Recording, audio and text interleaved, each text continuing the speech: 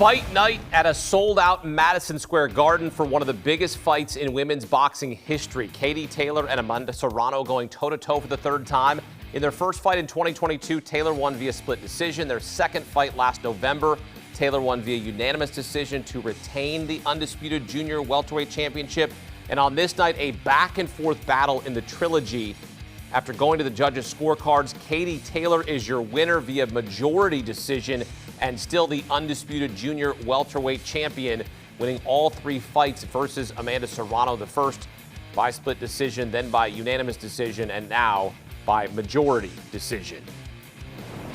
Get some instant analysis. Welcome in CBS Sports combat analyst Brian Campbell. Katie Taylor defeats Amanda Serrano for the third time, this time via majority decision. BC, how did you score the fight? I scored the fight ultimately 96-94, 6-4 for Katie Taylor. And to be honest with you, Hakeem, I did feel from an entertainment standpoint, considering how great their first two fights were, considering the incredible promotion build and electricity inside Madison Square Garden and live on Netflix on Friday night, I thought it was a disappointing fight. It looked a little bit more like a sparring match between the two, but one that I ultimately agreed with two of the three judges in scoring it for Taylor. Serrano had a game plan this time around that was built much more on patience, on jabbing from the outside, but I think it ultimately played to her detriment. She's the bigger puncher between the two, but she's fought way too far out from distance, throwing a lot of jabs that had no chance to connect. And to Taylor's credit, which has been the theme for her throughout all three fights of this series, her clean, crisp counter punching, particularly in combinations, was ultimately what won her the fight, what won her the not on my scorecards in 10 very close rounds. But I think considering the platform, considering the fact that really without question, this was the biggest fight in women's boxing history, the fact that they split an $18 million purse, we did ultimately see more of a technical matchup that was a little bit disappointing. And I think if you're Team Serrano, you've got to feel like you let one slip by in a big opportunity here. Yeah, Serrano wanted this fight to be 12 3-minute rounds that are used in men's boxing rather than 10 2-minute rounds used in women's boxing, but Taylor declined. BC, how do you think the 2-minute rounds impacted the fight?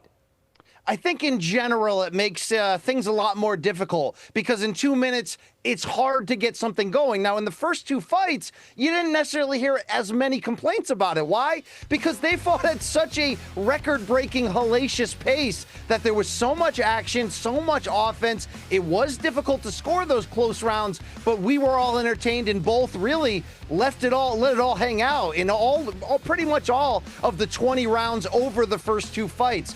But it was Katie Taylor who used her A-side leverage as the bigger name between the two, and the fact that she won the first two fights to make sure this stayed under the older traditional women's boxing rules of 10 2-minute rounds. And I think because both really lacked the urgency needed for a platform this large and a fight this important, it made these rounds very difficult to judge. The 2 minutes catches up to you. It seems like the rounds end right after they start, and it's very hard in those short rounds to leave no doubt, to be decisive on the judges' scorecards. Now, look, when they're throwing bombs like the first fight, you can kind of pick your poison on who you thought got it better. But when I mentioned Team Serrano probably kicking themselves in the aftermath, I think Serrano just left too much on the table. Didn't have that urgency when the fight was close to step on the gas, be the bigger puncher, and go downhill against Taylor. I think Taylor ultimately did just enough to win in the end.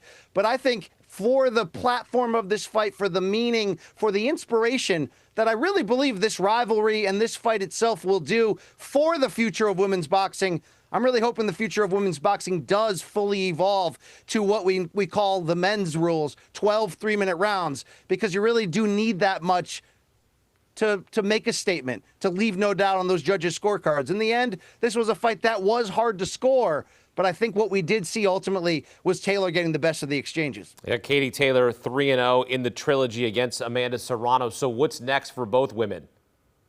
Look, this is a rivalry that has meant so much to women's boxing. Would we have even thought 5-6 years ago that it was possible for this to be live on Netflix, for their rematch last fall to be the most watched sporting event for women in U.S. history? No, nor the fact that they would be splitting an $18 million purse this time. Katie Taylor, though, is 39 years old. She's beaten everybody she's faced. She avenged that one loss to Chantel Cameron 2 years ago.